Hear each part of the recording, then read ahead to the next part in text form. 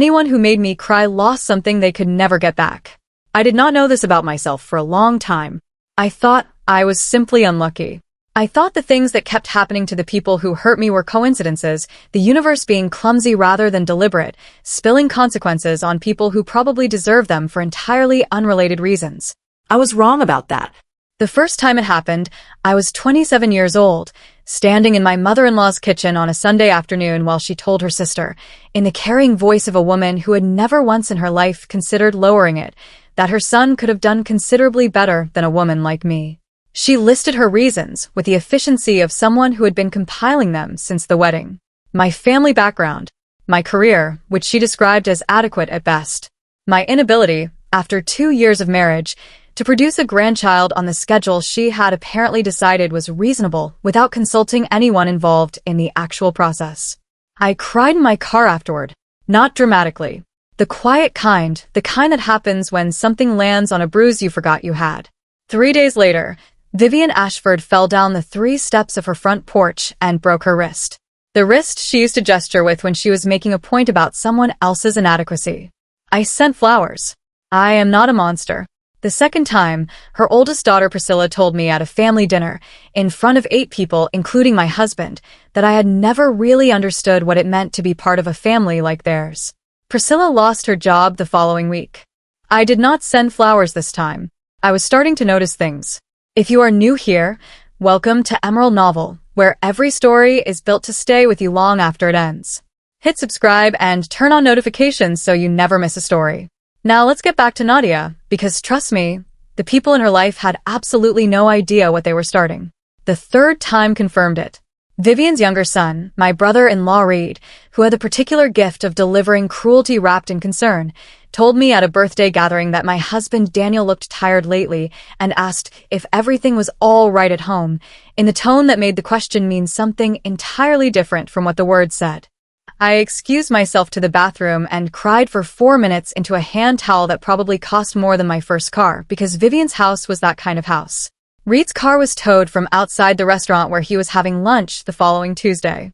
Towed and impounded and released only after a fine significant enough to ruin what he later described to Daniel as an otherwise excellent week. I sat with this information for 3 days before I told anyone. The anyone I told was my best friend Claudette, who was the only person I trusted with something this specific, because she was the only person I knew who would respond to it with the seriousness it deserved rather than immediately suggesting I seek professional help. Claudette's first response was to ask whether I had cried over anyone before Vivian's Sunday kitchen performance. I thought about it. My boss in 2019, I said, Marcus. He told me my presentation wasn't suitable for the client and reassigned the account to someone who had been there half as long as me. Claudette looked at me. Marcus resigned in 2019, she said slowly. In October. Without explanation. After 22 years at the company. We stared at each other across our kitchen table. That was probably unrelated, I said. Nadia, Claudette said. I know, I said. You have a gift, she said. I have a problem, I said. Those are the same thing depending on the direction you're facing, she said, which was the most Claudette sentence she had ever produced, and I would have appreciated it more if I hadn't been quietly panicking about the implications of what we were discussing. The implications were considerable. Every tear I had cried in response to someone deliberately hurting me had apparently resulted in that person losing something significant within days. Not immediately. Never the same kind of loss twice. And never anything that could be traced back to me, which was the detail that kept the situation from being simply terrifying and edged it, if I was being honest with myself, towards something that felt uncomfortably like relief. I had cried a lot in 2 years of marriage into the Ashford family. I tried to remember every instance and match it to subsequent events involving the relevant person. I ran out of paper.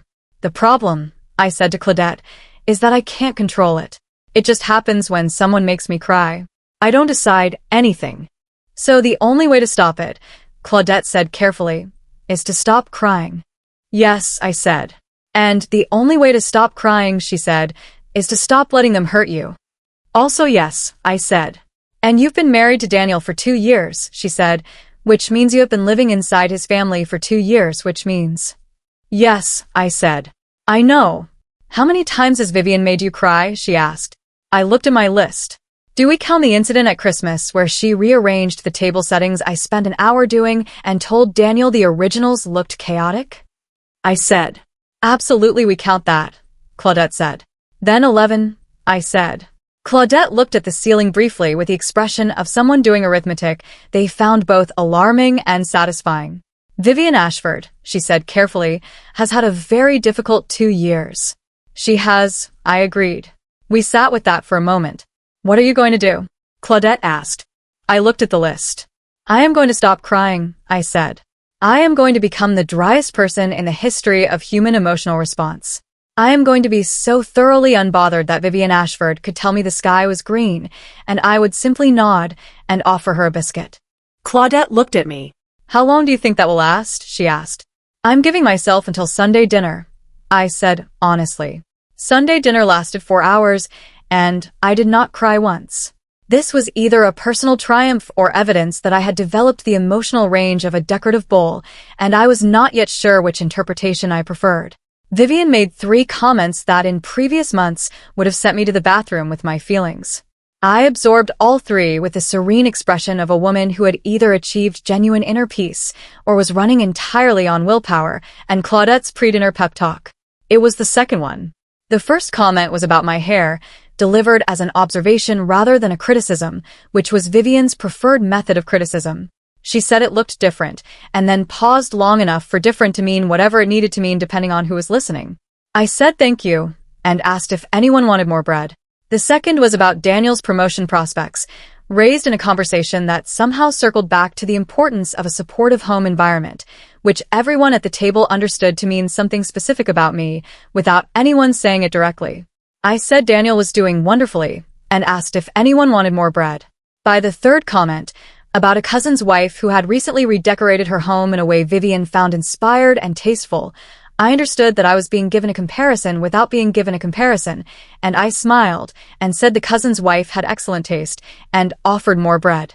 Daniel looked at me twice during the meal with the expression of a man noticing that something was different without being able to identify what. Priscilla, who was between jobs and therefore present at Sunday dinner with the particular energy of someone with too much time and too many opinions, watched me across the table with narrowed eyes. Priscilla had always been the sharper of the Ashford children, which was not entirely a compliment, but was at least accurate. She noticed things. I gave her nothing to notice.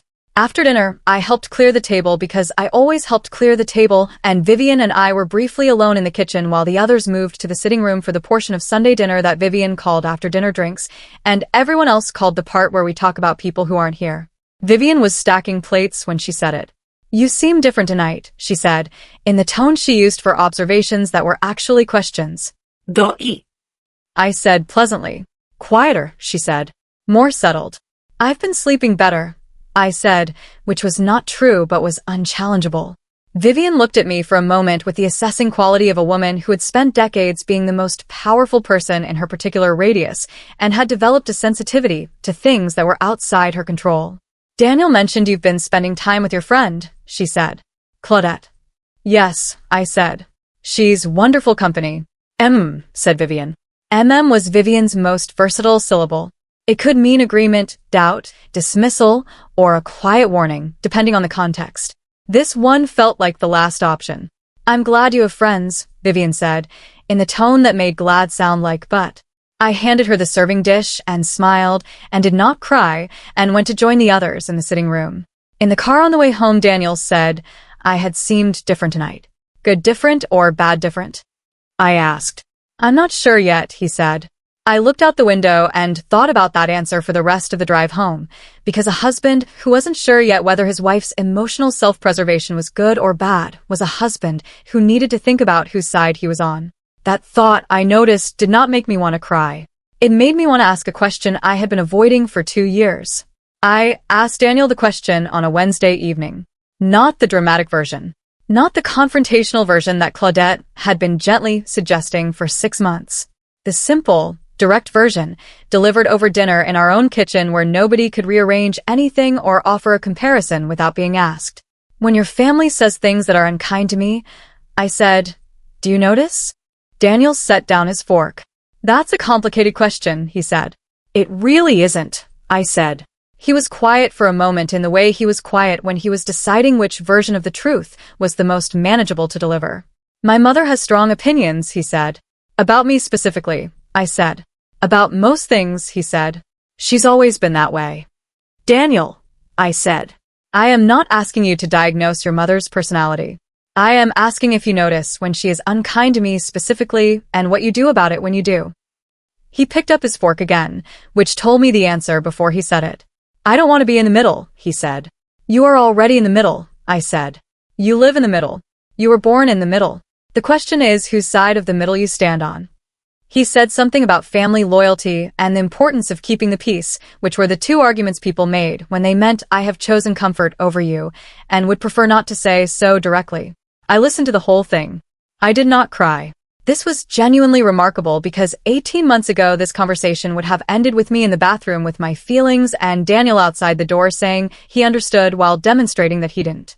I did not cry because I had made a decision sometime between Sunday dinner and Wednesday evening, quietly and without announcing it, the way significant decisions sometimes arrive, already made, while you were doing something else.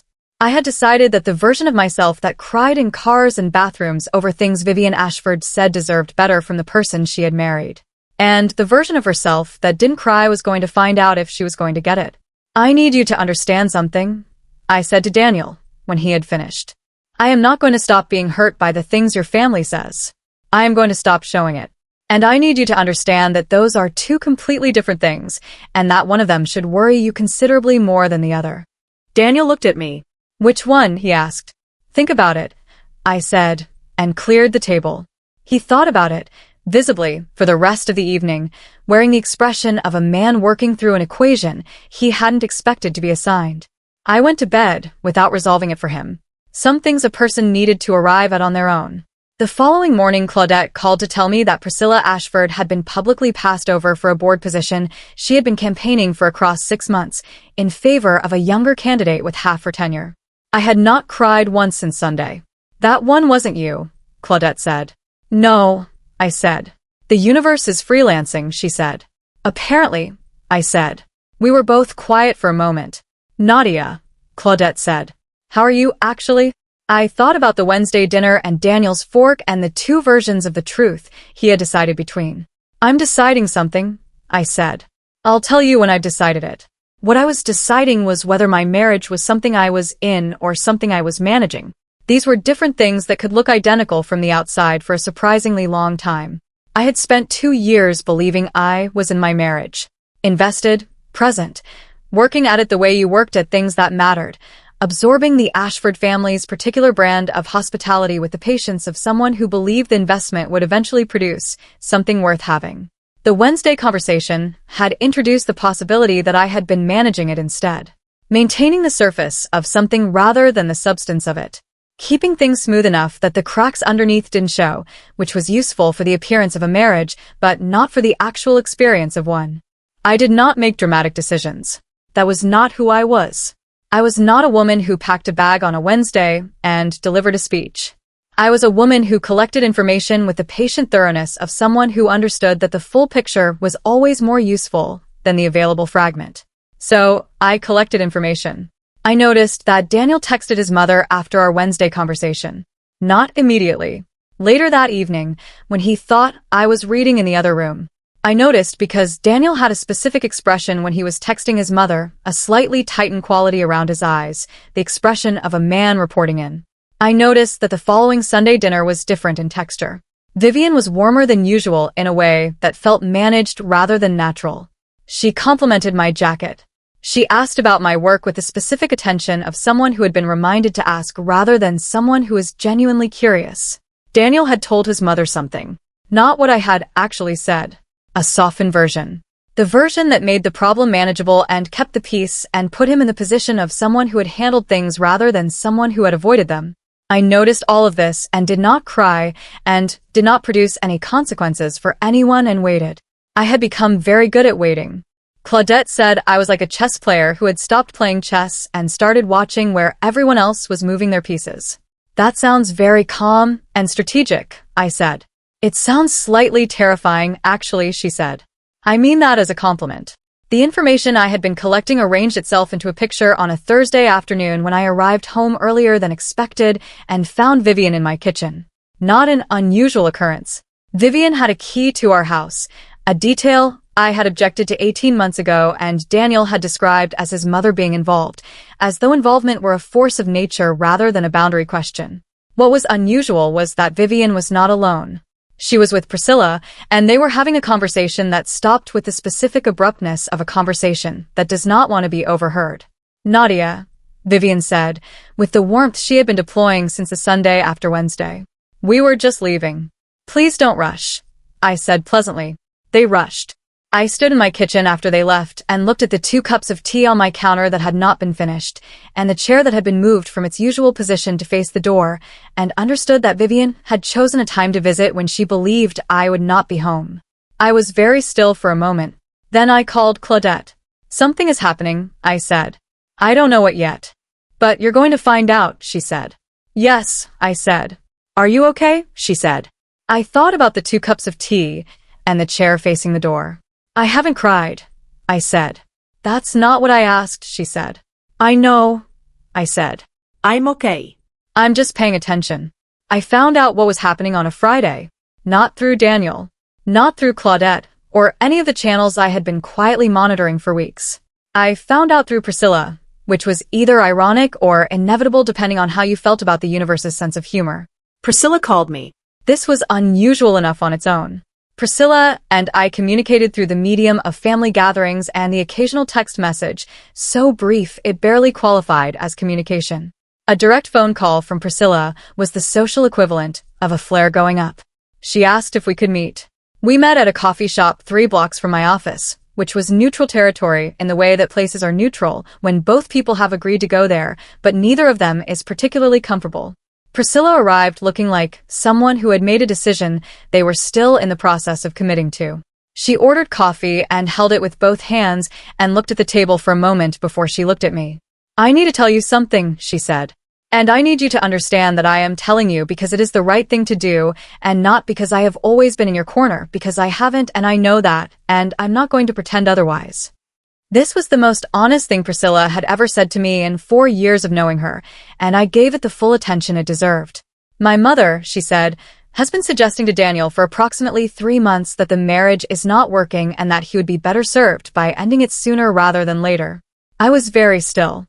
"She has been making this suggestion with increasing frequency since you started seeming different at Sunday dinners," Priscilla continued. "She believes the change in you is evidence that you have emotionally withdrawn from the marriage and that Daniel should take the opportunity to act before things become more complicated." "And Daniel," I said carefully. "What has Daniel been doing with this suggestion?" Priscilla looked at her coffee. "Listening to it," she said. "More than he should be."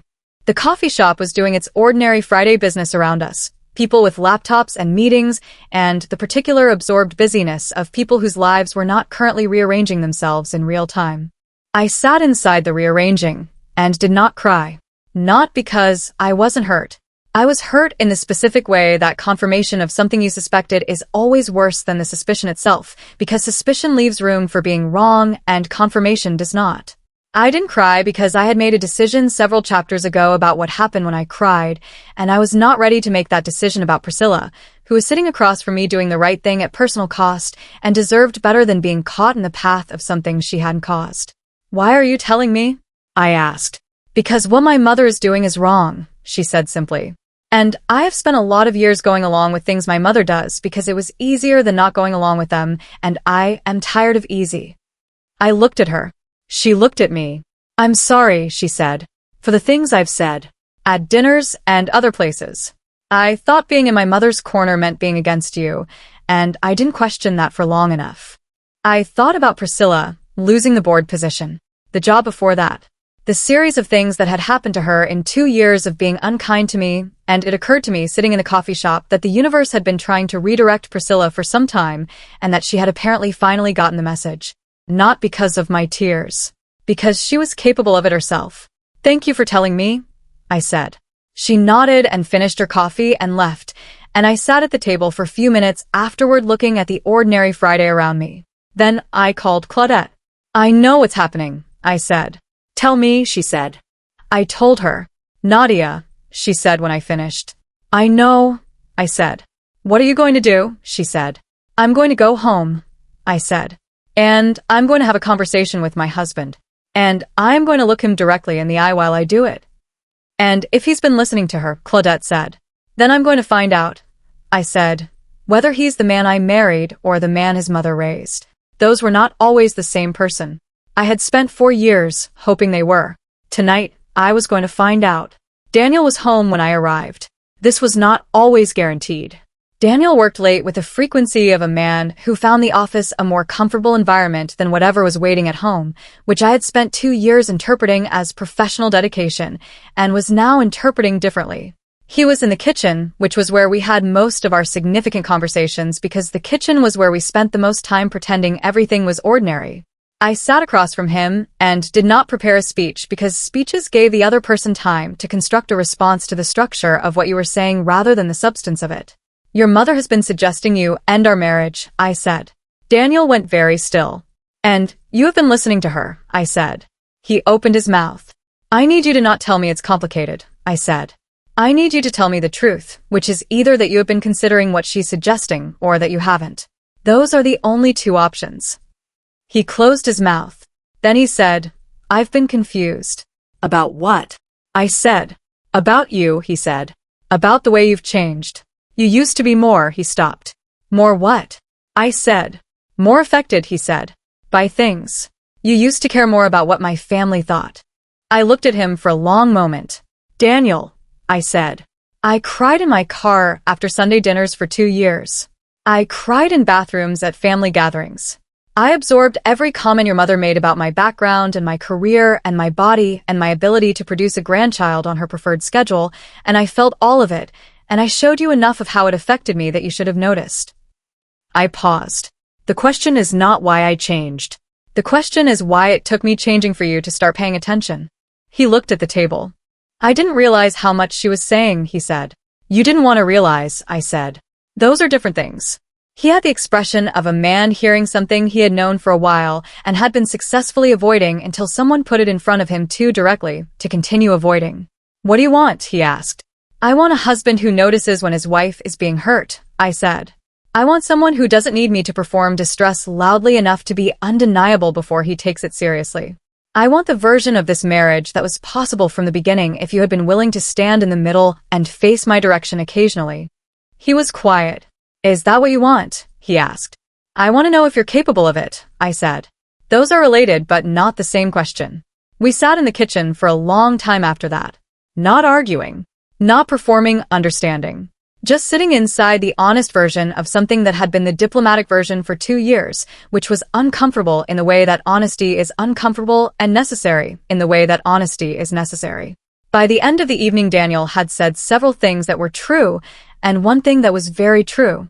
The very true thing was that he had been using his mother's opinions as a substitute for forming his own, which was easier and more familiar, and had cost him something he hadn't understood he was spending until I put a number on it. I did not cry that night. Not because I wasn't moved. Because for the first time in 2 years, I didn't need to. Vivian found out that Priscilla had spoken to me. I did not know how. The Ashford family had the particular information network of a group of people who had been in each other's business for decades and had developed systems for it that were frankly more sophisticated than anything I had encountered professionally. She found out on a Sunday. She called Daniel first, which was her standard operating procedure, and Daniel, who had spent the week in the uncomfortable process of becoming someone slightly more his own person, told her that whatever she needed to say, she should say directly to me. This was the first time in our marriage that Daniel had directed his mother toward me rather than away from me, and I noted it with the specific attention of someone keeping an honest tally. Vivian called me on a Tuesday morning. She was not warm. The managed warmth of the past few Sundays was gone, which I found I preferred. The honest version of Vivian was at least a version I knew how to navigate. She said several things in the first 3 minutes of the call that were her version of re-establishing the terms of our relationship, which had shifted in ways she had not authorized and which she was attempting to unshift through the application of her most authoritative tone. She said that Priscilla had always been impulsive and that whatever she had told me should be understood in that context. She said that her concern for Daniel's well-being was a mother's natural instinct and should not be misconstrued. She said that she had always welcomed me into the family and that any impression to the contrary was a misreading of her intentions. Each of these sentences was so specifically constructed that I could have taken it apart at the seams and shown her exactly where the truth was not, but I did not do that because it was not what the conversation needed. What the conversation needed was the question I asked at the end of it.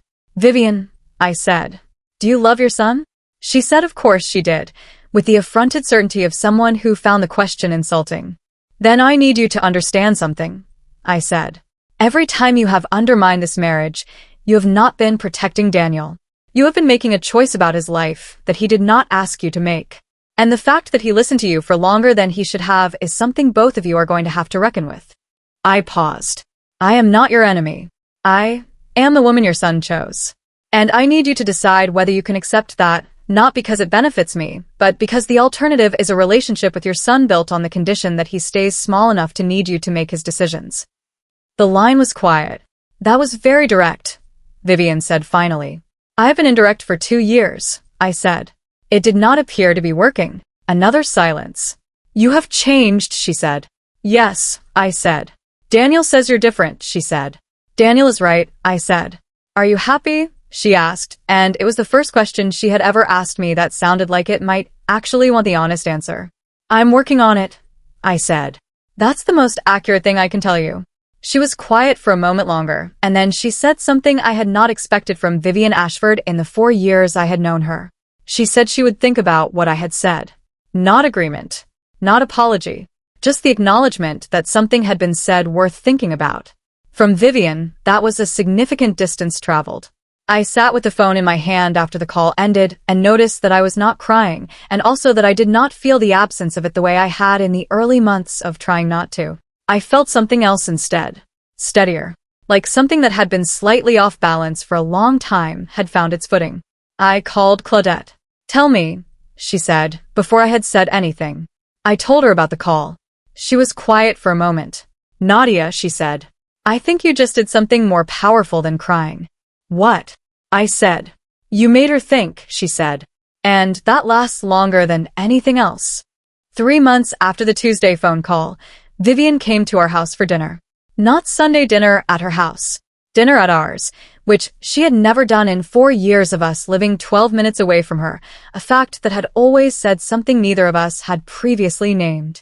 She came alone, without Priscilla or Reed or the social scaffolding of the family structure that usually surrounded her, and she sat at our table and ate the food I had cooked and said it was very good, which I believed because Vivian Ashford did not say things she didn't mean about food. It was not a transformation. I want to be clear about that.